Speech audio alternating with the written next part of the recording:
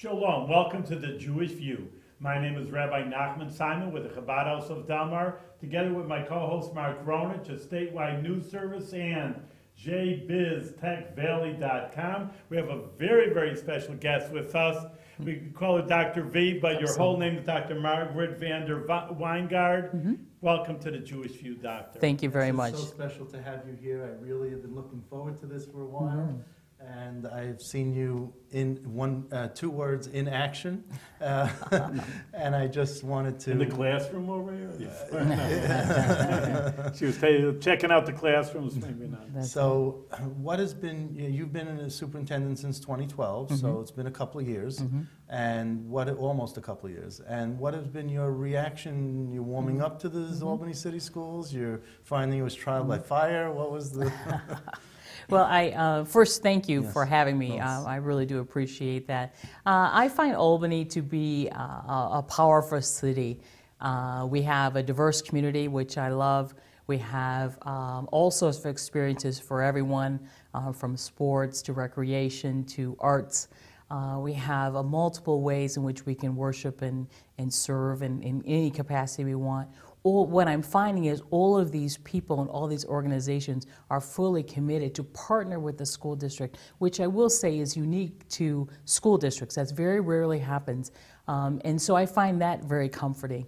My child is thriving in a variety of activities in school and friends, and the city is remarkably poised as the capital city to do some phenomenal work. So I'm finding all of that to be very powerful. My staff, the community in the district itself, I've never seen people more dedicated, more committed, working incredibly hard on some difficult things. Our families are eager to partner with us to help their children. And again, I'm not sure people understand that that's not necessarily the case in a whole lot of other places. Right. And so I think Albany is unique in that way. And so I found it to be quite a blessing to be here so Well, far. I always say it's P, P, and P. There's like a triangle. And it's the weakest link is where the students fail. It's peers, professionals, and parents. And if if you're not hanging around with the right crowd and your peers are not up and up, then that's going to be a downfall. If the parents are not watching over you and you're growing up in a home where you're a latchkey kid, that's a problem. Or if the professionals, the teachers, are not doing what they're supposed to do, it all falls apart. So it's my PPP theory of what makes a student. It has to be a combination. It's all of it. It is. It's all of those things, but it's all of those things together. Right. And that's the trick. There are a lot of folks with a lot of great intentions, but it's the random acts of excellence that I'm not trying to control, but I am trying to harness so we have the synergy to move together. Sure. That's the trick. That's what I work on. And before you came here, where were you? What was your history in terms of getting to here? Well, I've been at the central office level for several years, whether it was deputy superintendent in one position, it's called the head of academic achievement in others. So I've been in several school districts across the Midwest, actually. So this was my second school district on what people consider to be the East Coast. And so this is my first superintendency, though, in this area. And you were from, before here, you were in New Jersey? New Jersey, Patterson, New Jersey. Patterson. Yeah. And what was it like there? Because that's more, I think of it more of an African-American type of majority of a school district. I don't see much difference, actually, No? between the two, except in size. I mean, Patterson had, I had 52 buildings, a $250 million budget. I had over 5,000 staff, 30,000 students. Wow. And so it was a much bigger district. But the problems are the same. The issues are the same. The work is the same. We just have to do it better, faster, Wow. and in partnership. So now and what's the budget here for the school district? It's not $250 million, I will tell you that. But we're sitting around $70, $80 million, and it's And that's the income side or the expense side? that's, well, not much difference. Not much Not difference. much difference. You zero What out comes the in goes out. So, but I mean, there are challenges here that are unique to New York. And one of them is Common Core. One of them is yes. One of them is Common Core. that is unique to, it's a unique challenge for all of us across the country. And it's not difficult in that the state has always had required curriculum. So that isn't particularly the issue. The issue is all the pieces that came around it, associated with testing, associated with professional development, associated with performance-based evaluation. Even with textbooks, the teachers tell me the textbooks are also just so expensive for the school district because you have to change everything now. Well, the textbooks have always been expensive. You know, my books will run anywhere from $70 to $100 a pop. And so that's very difficult when if you lose them, replace them, et cetera. So I like the library conversation around ebooks. I like the conversation around those sorts of issues that can help resolve it. But for us, the difficulty is making sure that the professionals do have access to resources to help their children and translating that new knowledge in ways in which parents can assist their children. And that is where you talked about peers, parents, et cetera. That's where the crux of the conversation is, around that core center of teaching and learning, and making sure that trio can assist each other so students' learning can be catapulted. Now, when you go to these hearings, which I've seen you at with the State Education Commissioner and the area regent from our area, Dr. Jackson, these parents that spoke up about children who are on the spectrum of autism or they're, whatever the term of art is for having a challenged student, that seems to be on the edge and not the middle of the spectrum of learning, where you don't have the majority of your students in that framework, you know, so the squeaky wheel is getting the grease, I guess, in that you don't have people coming in and saying, hey, this is perfectly fine for me. Whereas you get the people coming in who are at the other end of one end of the spectrum and say, look, my kid has autism, my kid is developmentally challenged, my kid can't keep up with this. And it seemed to me, I mean this in a respectful way, but it's not going to come out that way, but that there was just a lot of whining, carping, and complaining. And there wasn't anyone who said, you know, if you do this, we could deal with it. They didn't come up with a solution for what their problems were. And from my experience, it's actually the breadth of complaint related to Common Core actually cut across all parents. I've had it from high-flying parents who said, the test was so severe, my child did everything that they were supposed to do and they couldn't complete the test in a timely manner, to children on a spectrum of ability that made it virtually impossible for them to achieve success. And so from my experience, it was a little broader conversation than perhaps what you've been able to experience. And also, it was interesting to see how the regents responded to this, in the sense that they said, well, we got to take another look at the testing. We're going to eliminate one of the exams. You know, it's... And they have done that, and that was specifically for 8th grade. But I think that for many of us, we would prefer a stronger dialogue about the purpose of the assessment, the use of the assessment, its usefulness for our teaching staff and others.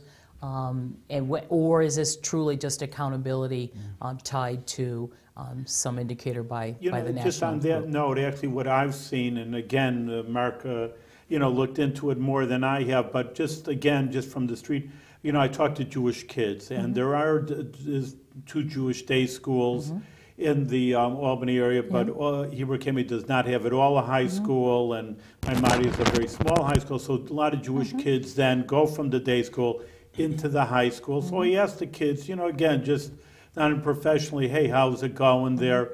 And actually, the parents too, and just kind of what you said, it's almost dichotomy, because one say, well, we're taking honors classes and we're doing very well, and I know these kids are getting into really good colleges, so they're doing well, they're smart kids, I know that, and they're doing very well. On the other hand, they say, the dropout rate in the Albany High School is incredible. It's like 50%. Is that true? I don't.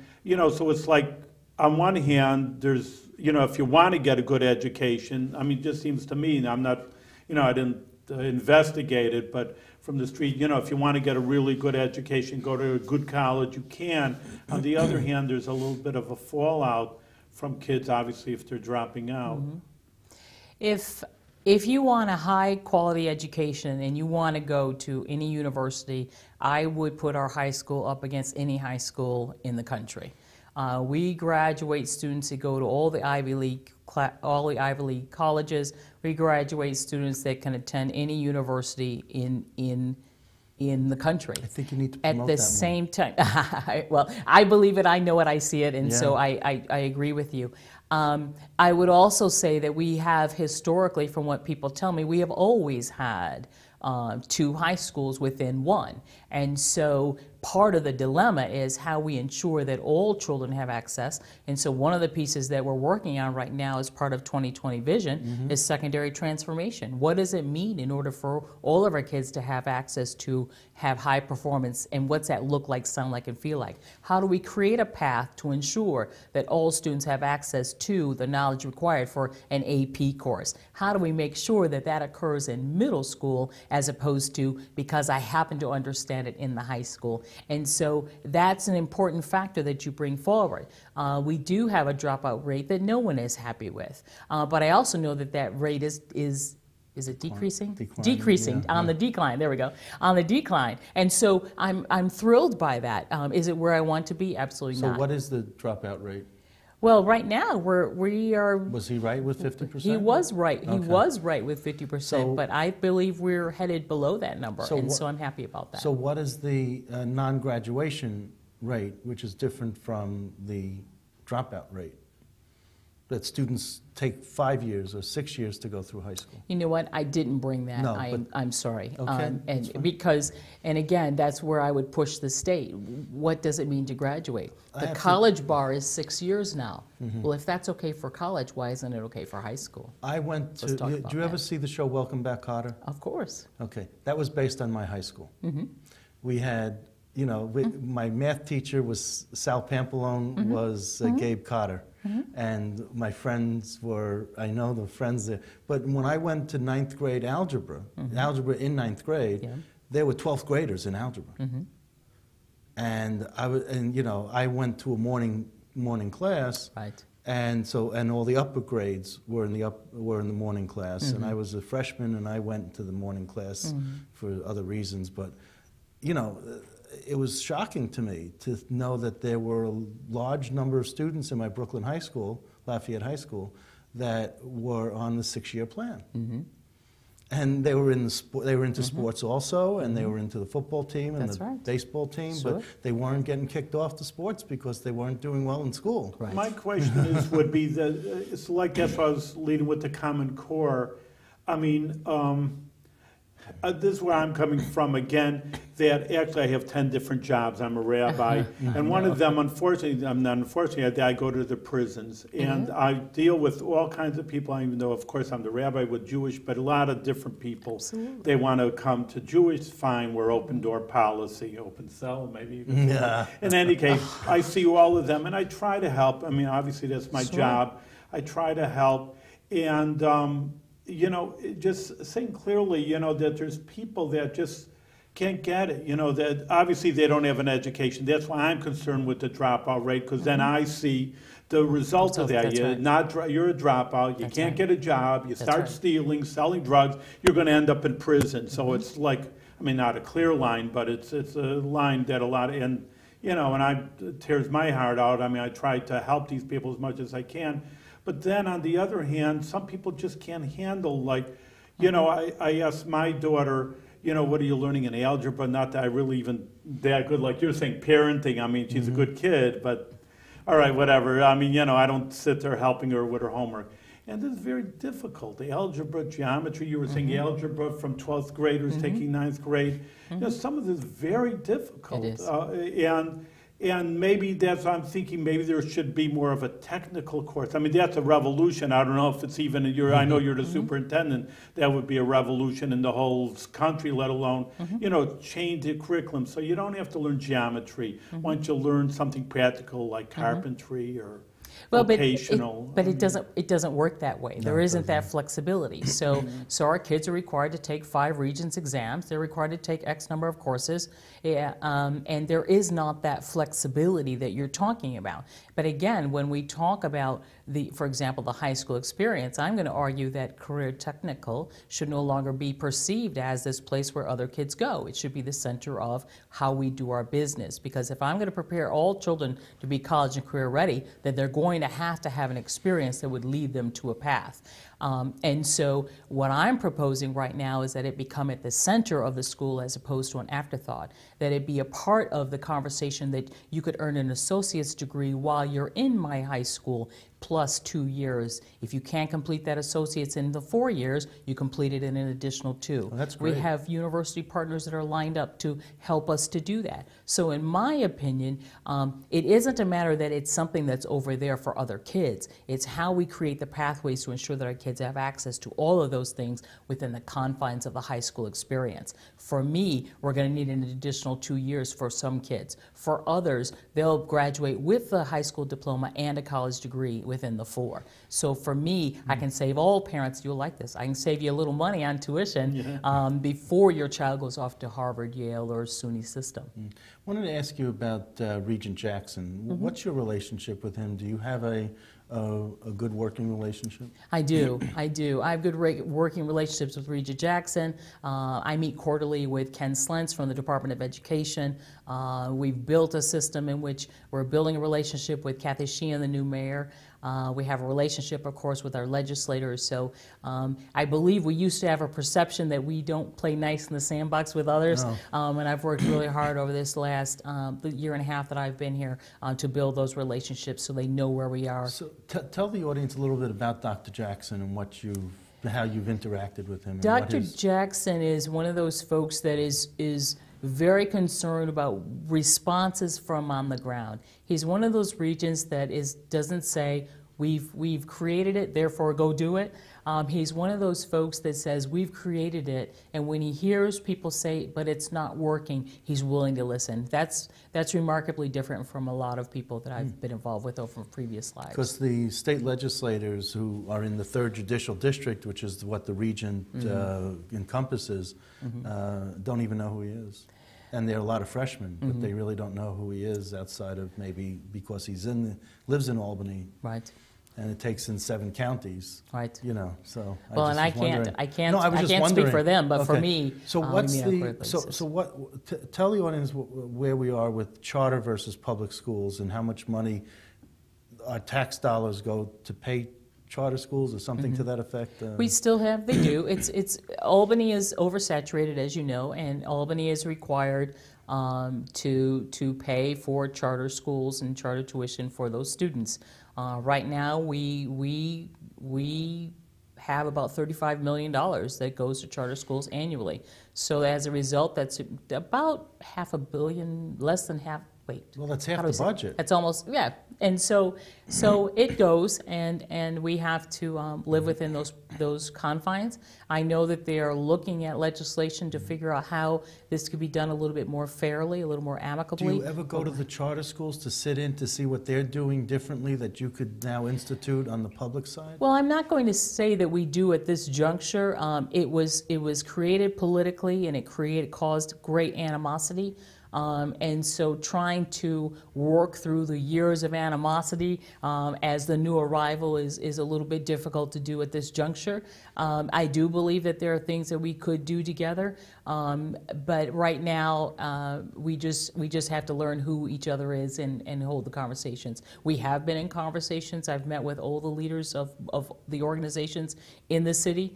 And we're looking to find some common ground. But right now, as long as I have $35 million that disappears, I have to admit I'm a reluctant partner. Can't we all just get along? Yes, I think of him, Rodney King, all the time. Absolutely. I don't mean to really bring up a sore topic, but I don't want to overlook it either. But last April, there was an issue with one of the teachers, I think, in the high school.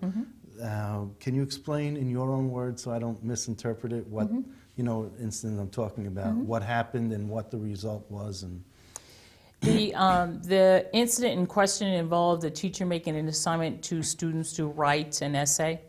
The essay was based on Nazi propaganda and was asking the students to write a persuasive essay in support of Nazi propaganda. It was an incredibly poor choice of assignment. It was to say it was anything less is not true. That particular person has made other decisions. In terms of employment? Yes. Or, okay. And so the person made a decision, and that was their decision to make. I found the lesson, what's the word?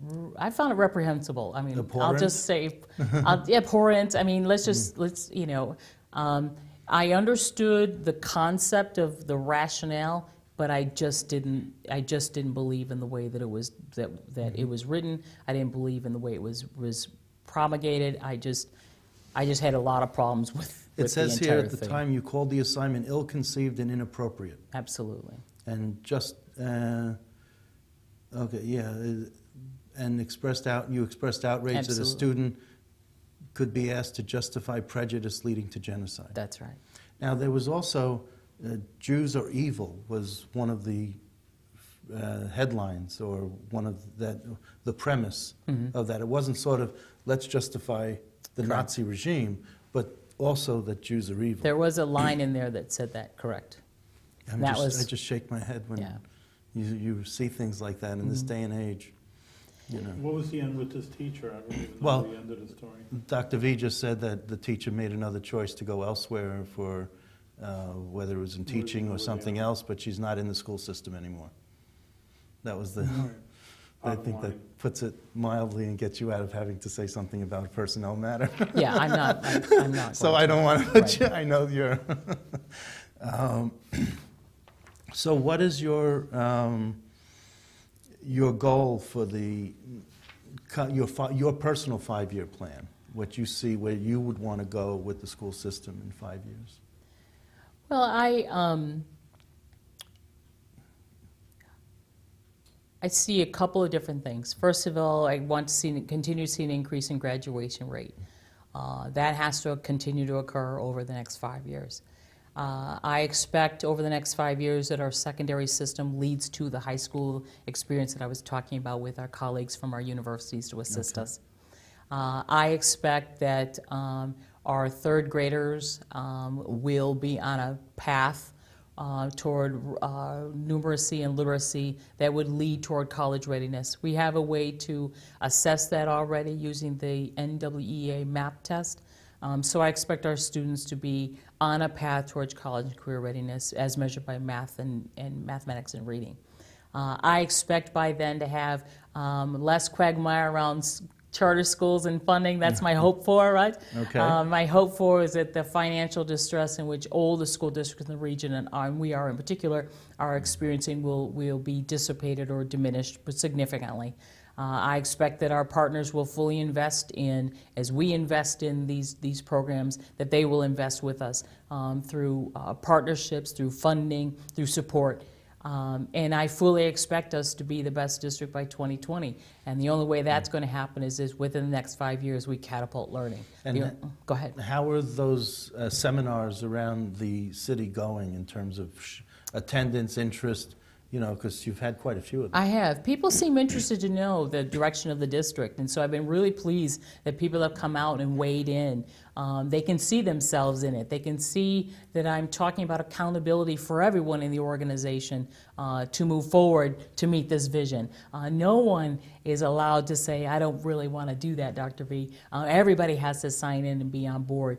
I have a powerful set of principals that are ready to do this work and lead this work, and so I'm pleased about that. The community is pleased with, I think, the direction that we're going and where we're headed. They are impatient for results, as am I. And so I anticipate by June we'll be able to show a different story academically as we head kids toward those college and career-ready indicators. I'm real pleased with the way the community has engaged with me in this powerful conversation. That's phenomenal. Do you see the pre-K issue as impacting Albany? You know, where they want to, Mayor de Blasio in New York City wants to raise taxes on the rich to pay for pre-K. Yeah. The governor has his ideas about pre-K. Right. What are your ideas about pre-K? I obviously, I believe that we need to strengthen our pre-K programs. We already have pre-K programs. We already have universal pre-K in several buildings and with our partners. And so I like de Blasio. Good luck. Go get him. I hope it works for him in New York City. My greatest concern about it is that that if you take monies for pre-K, will it come out of the budget for K through 12? And that's the only concern I have is where's the money going to come from, and does that impact my entire system? Do I believe we have to invest? Absolutely. Do I think we have to talk about actually birth through pre-K? Absolutely. My concern is the monies will come out of my K through 12 budget. That's a What would problem, be the space? I mean, where would be the community classrooms? You need facilities. Where would that come from? We would have to partner with other institutions in order to do that work, which we've done already. And so there's a lot of pre-K providers here in the city. That's not the issue. The issue is how we fund it and how we get kids to be able to attend. What's transportation look like? You know, those sorts of I think things. the Albany Jewish Community Center has a pre-K program. It does. Yeah. It does. So you could partner with them. We already do. That's wonderful. You have other thoughts, I have some good ideas? thoughts Go over ahead. here, but just, you know, it's just the main thing is just in education. I just want to say something what the Lubavitch Rebbe always said was that, you know, we're talking about education. I think that's clearly you know, I mean, for crime, I mean, that's saying people with an education will have a job, they won't have to sell drugs. So that's a major implication. But the idea of the moment of silence is what the Rebbe felt. Of course, you don't want to pray, and I don't want to see Christmas carols sung in the schools also. Obviously, I'm not advocating that. But the moment of silence, the Rebbe always felt that if people at least think what you want, but there's a higher authority, that would give a child at least some focus that to do the right thing. That would be, I don't know how you feel about it. I know it's not, some school districts in the United States do have that. I honestly, I have no problem with that, and I know that many teachers will put it in terms of take a deep breath before you get started, and that's the moment when a child gets to sit for just a minute. That's interesting. And so it happens often, I believe. I think much more often than anybody really knows. It's interesting. But I would agree. And as we are starting to look at our district data and where our kids are coming from, we're starting to look at housing patterns. We're starting to look at the economic impasse and the impact. We are in commitment and understand fully.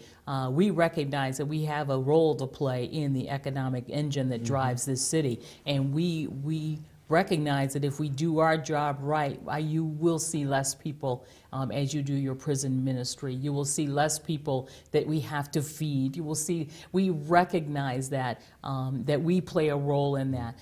But we have to have our partners invest in and partner with us in order for us to do what we need to do to ensure that you meet less people. Well, I know that there are certain Jewish holidays that the school district gives off, like Rosh Hashanah, I think is one day, maybe Yom Kippur, I'm not sure.